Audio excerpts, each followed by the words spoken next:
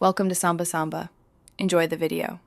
You start with essentials: an active Azure subscription, a resource group, and a region chosen for latency and compliance. Once ready, pick authentication. SSH key for Linux, password for Windows, and ensure your account has contributor rights. Now go straight to the Azure portal and click Create a Resource, then Virtual Machine. You initiate sizing and image selection first. This matters for cost and performance, so choose a machine SKU that fits CPU, memory, and expected workload. Once basic creation is open, select an OS image and pick a VM size. This determines cores and hourly cost. Next, create or attach disks.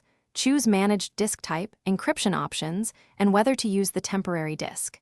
Make sure to set admin username and authentication. Then configure networking.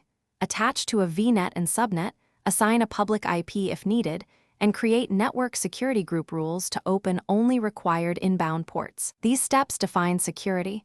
When configuration is complete, review the summary and validation messages, and then click Create. Watch notifications for deployment progress. Once provisioned, connect using SSH for Linux or RDP for Windows, and verify VM health, IP address, and any required extensions. If something fails, make sure quotas aren't exceeded and network security group rules or NSG blocks aren't preventing access. Use boot diagnostics and the activity log to see provisioning errors. Fix configuration and redeploy, or resize the VM.